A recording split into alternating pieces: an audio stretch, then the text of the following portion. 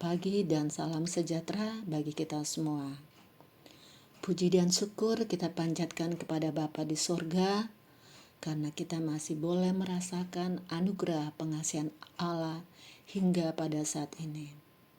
Dan hari ini firman Tuhan kembali menyapa melalui rehat renungan harian Toraya edisi Jumat 2 Agustus 2024.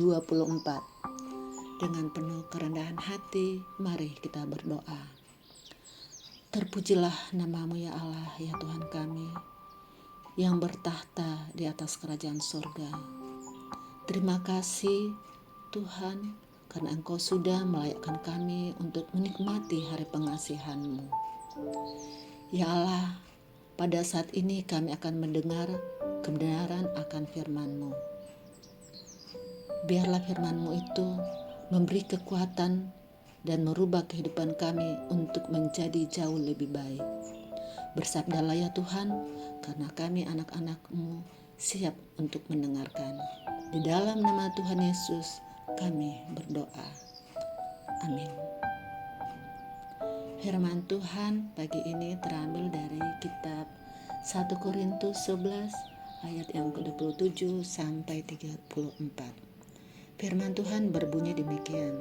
Jadi barang siapa dengan cara yang tidak layak makan roti atau minum cawan Tuhan, ia berdosa terhadap tubuh dan darah Tuhan.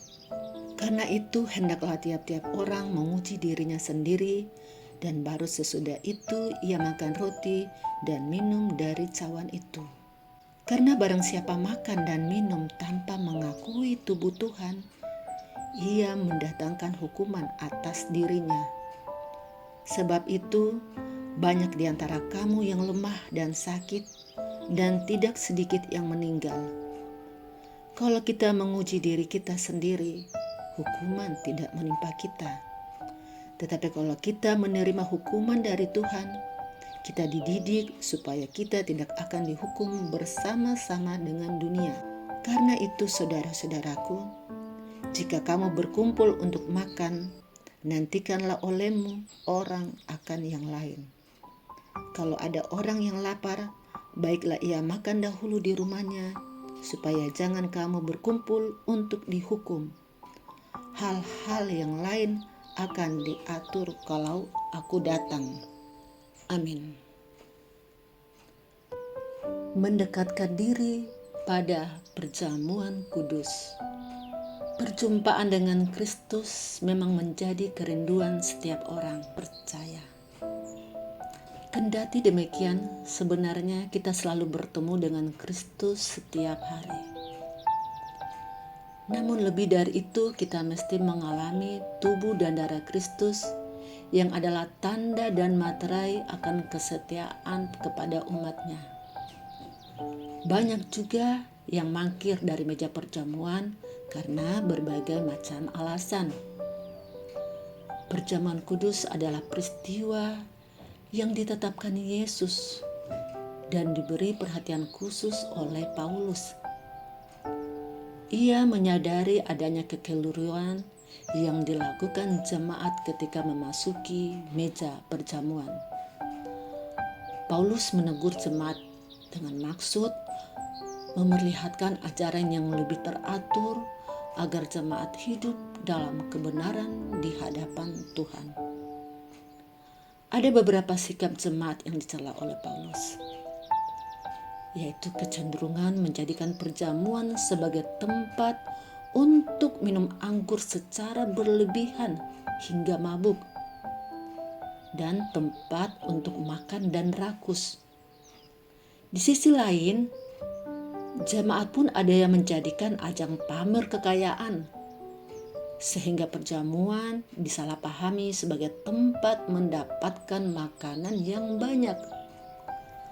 Hal tersebut menghilangkan makna kasih Allah dalam perjamuan, sebab ia menyimbolkan pengorbanan Kristus yang memberikan tubuh dan darahnya untuk menggantikan manusia menanggung kesalahan karena dosa.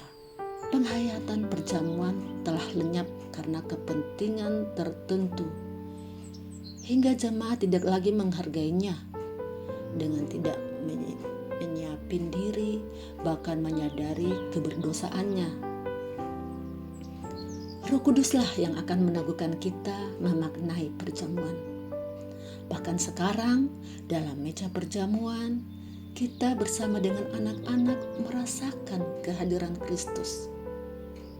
Mari kita membimbing anak-anak kita untuk turut merasakan anugerah Allah melalui perjamuan, sekaligus mengajak kita untuk tidak menjauhkan diri dari perjamuan. Amin. Mari kita berdoa. Bapa di surga, syukur atas firman-Mu yang selalu menyapa kami setiap pagi. Dengan firman-Mu hari ini, yang mengajak kami sebagai anak-anak Tuhan untuk tidak menjauhkan diri dari perjamuan. Karena perjamuan itu simbol pengorbanan Kristus untuk menyelamatkan kami yang berdosa. Bapa di surga, doa untuk anak-anak Tuhan yang bersyukur atas berbagai kasih dan penyertaan-Mu, baik itu lewat pertambahan usia, lewat usaha, dan pekerjaan, ataupun berbagai kebaikan Tuhan di sepanjang perjalanan kehidupan kami. Berdoa juga mungkin ada saudara-saudara kami yang sakit, Tuhan pulihkan, yang dalam kedukaan Tuhan hiburkan, sehingga mereka percaya dan berharap hanya pada Tuhan saja. Bapa di surga, ampuni segala dosa dan keterbatasan kami. Dalam nama Tuhan Yesus, Juru Selamat kami. Amin. Sahabat Rehat, demikian sapaan firman Tuhan hari ini. Tuhan Yesus memberkati kita semua.